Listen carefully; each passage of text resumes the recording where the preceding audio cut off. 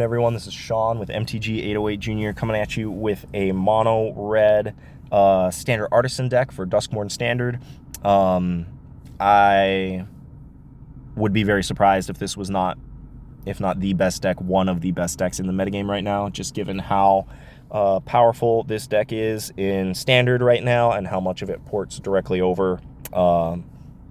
There were not a lot of concessions that we had to make. Like, all of these cards are seeing play in the standard decks. So, yeah, I'm excited to bring this to you. Before we jump into it, though, want to shout out our Patreon. If you want to support Youth Magic here in Hawaii, or we are working on some opportunities to try and branch out outside of Hawaii as well. So if you are an aficionado of supporting Youth Magic, getting those scholarships to those Youth Magic players, supporting their love for the game, supporting their future life success, consider becoming a patron. We have different tiers of membership, and you'll get access to our Discord. You'll get to see how we're spending our money every year, and yeah, we would really appreciate your support. So shouting out our current patrons, we got Koji, James, Joe, and Corey. So thank you to you guys, as well as everybody who's been a patron over the years. I know many people have come and gone over the years, different life situations, but we appreciate each and every one of you. So back to the deck here. If you're at all familiar with standard, then you're probably familiar with a bunch of these cards, but I'm assuming a bunch of our youth players may or may not be, so I'm going to walk you through the basics. So we've got a bunch of very cheap, aggressive creatures here. Probably the most powerful one is Heartfire Hero. 1 red for a 1/1 Mouse Soldier Valiant. Whenever Heartfire Hero becomes the target of a spell or ability you control for the first time each turn, put a +1/+1 counter on it, and then when it dies, it deals damage equal to its power to each opponent. So it starts out as a 1/1. There's tons of ways to target it in the deck. All of these cards over here essentially target it. So that's like over half the deck will trigger the Valiant.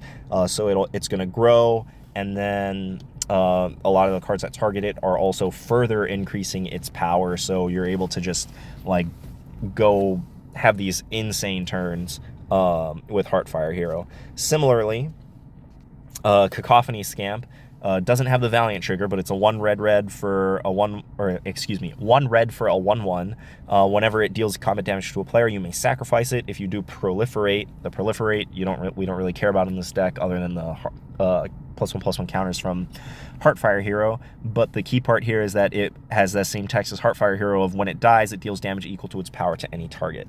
So these two creatures, along with Callous Sellsword, so it is a black card. We're not playing any black sources, but it has a red adventure called Burn Together. 1 red sorcery. Target creature you control deals damage equal to its power to any number, or to any other target, then sacrifice it. So you target the creature, which is going to trigger Valiant, and then you sacrifice that creature, and it deals damage equal to its power. So this scenario here, if we have a Heartfire Hero that is a 2/2, hasn't triggered Valiant yet, in this turn, you play Burn Together on it. You're targeting it, which is going to trigger the Valiant, put that +1/+1 counter on it, making it a 3/3. Burn Together is going to deal 3 damage because it sees that Heartfire Hero has 3 power. And then Heartfire Hero will trigger its own death trigger from sacrificing it, which is going to deal another 3 damage.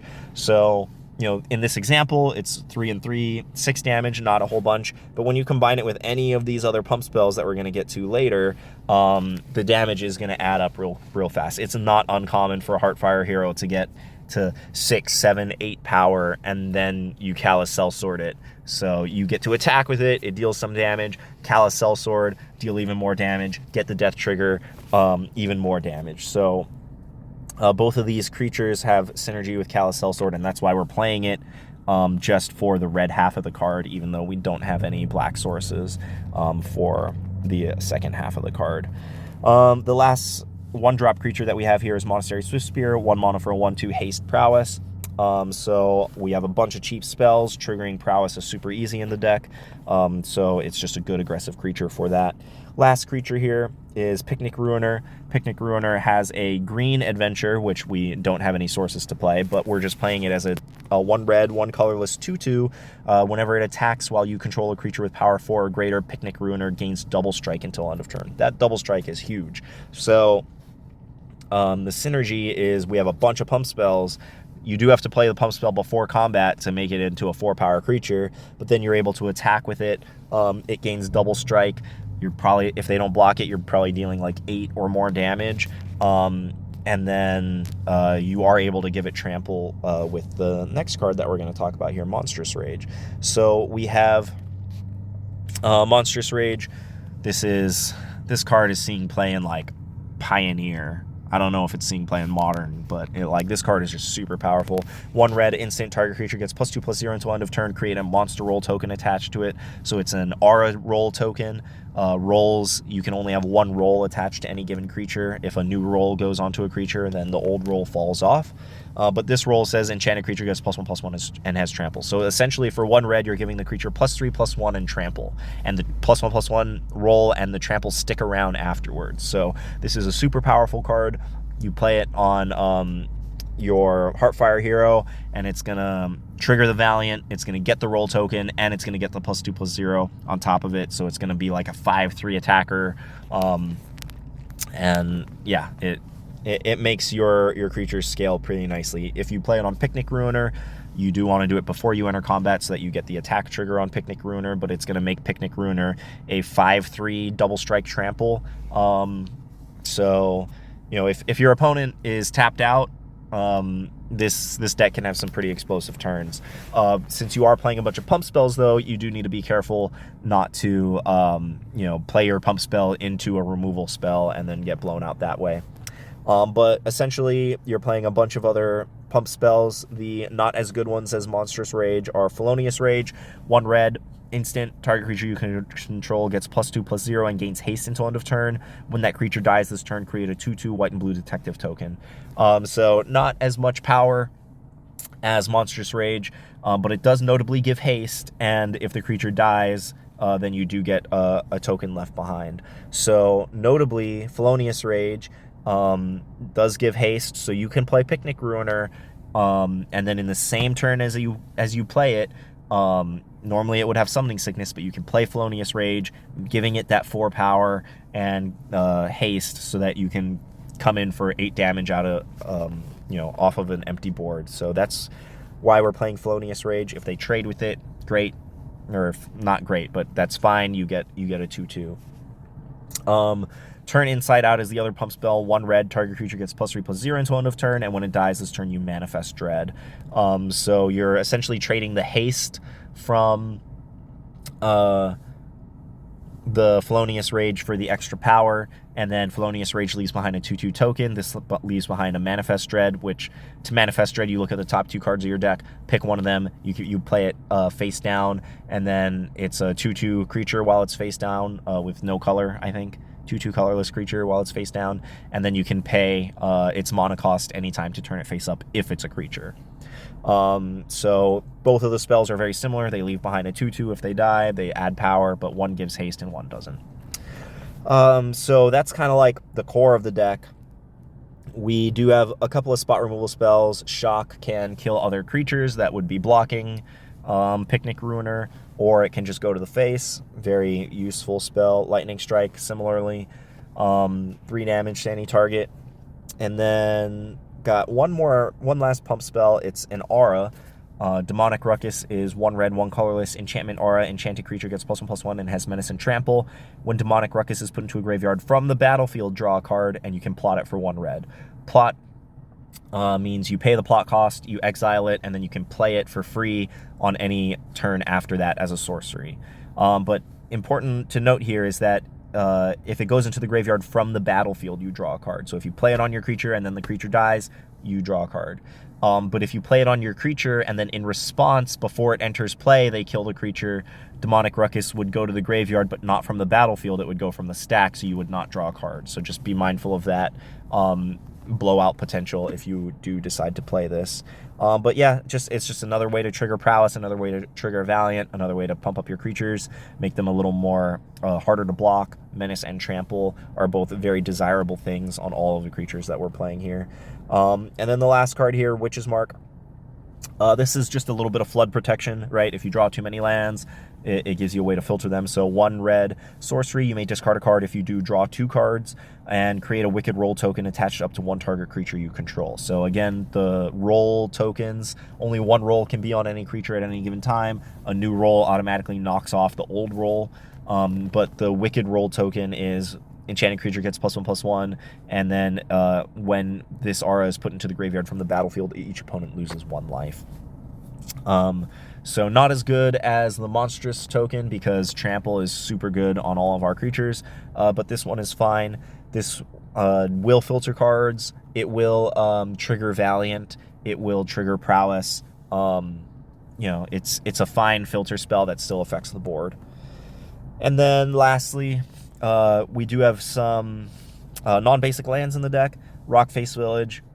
You can tap it for a colorless, or you can tap it for a red, but only to cast creature spells, right? So you can cast any of your creatures, but you can't cast, all the instants and sorceries and everything that we're running. So that's why we're only playing 2 of them. But it does have 1 red and tap it. So this land and another land, so essentially 2 mana.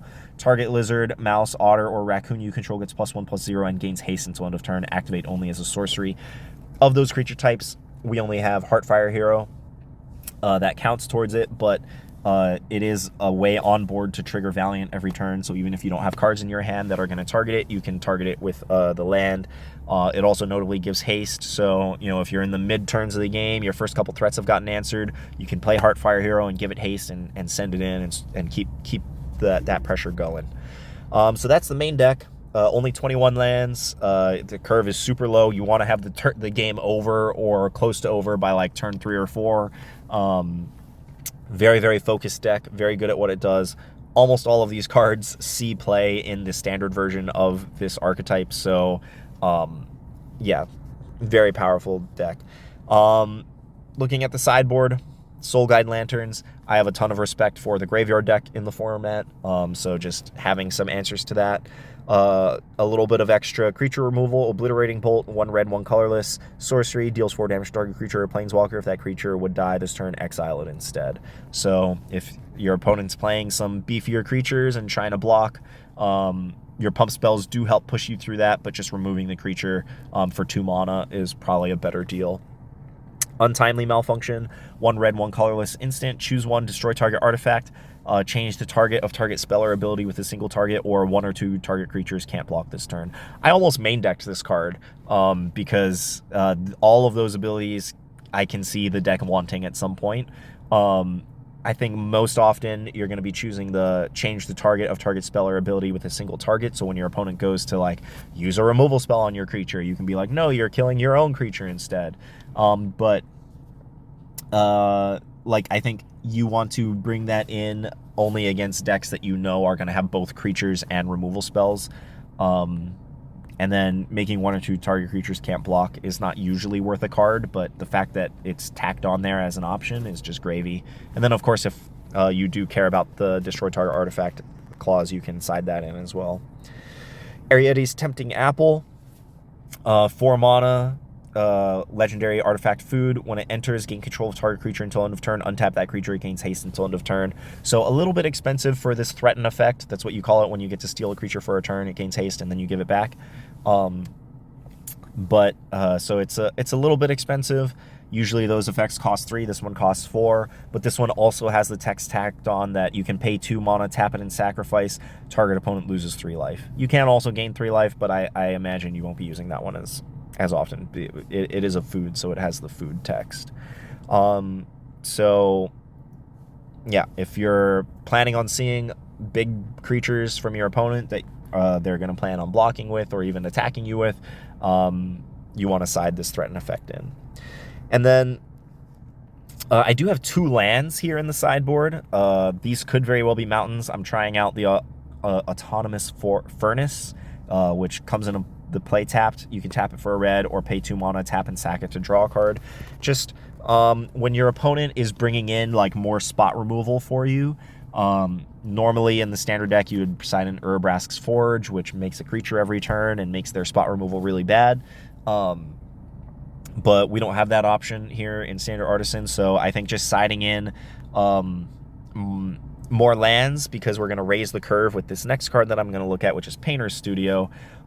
It is a room, gives you lots of places to put mana, so like they're trying to slow down the game with more spot removal, probably at the expense of some of their more expensive cards. So you just kind of need to be like, okay, I'm going to transform into a deck that can push through your early spot removal and then still like win a mid or late game. So Painter Studio is rooms. You can cast either side of the room, and it comes in with that side unlocked, and then at any point later, or it stays and plays an enchantment, and then at any point later you can pay the cost of the other room to unlock that side and get that effect. So the left side is Painter Studio, 2 and a red for an enchantment. When you unlock this door, exile the top 2 cards of your library. You may play them until the end of your next turn. So like I said, just card advantage. If they're planning on slowing the game down, trading 1 for 1 with your creatures, you can just say, okay, I'm gonna pay 3 mana to draw 2 cards essentially, and then we'll just have more gas to make the game go longer. And then Defaced Gallery on the other side is 1 and a red. Whenever you attack, attacking creatures you control get +1/+0 until end of turn. So just more places to put your mana, get a little bit more of an effect. That's kind of like my solution to transforming post board, if you're expecting your opponent to bring in a bunch of cheap spot removal. So that's the deck. Let me know what you think. If you want to support the channel, like I said at the beginning, check out the Patreon. We'll have a link to that in the description. And also just liking and subscribing to the YouTube channel will support us. We're still a ways off from being able to monetize the channel, but if we do hit 1,000 subs, then that's a big mark for us. And then just commenting, helps us get into the algorithms, get the video seen by more people, help support the project that way at no cost to you. All right, hope you found this helpful. Let me know what you think. If you have a chance to play it, let me know how it went, and would love to hear from you guys. Thanks for stopping by, and we'll catch you next time. Peace and chicken grease.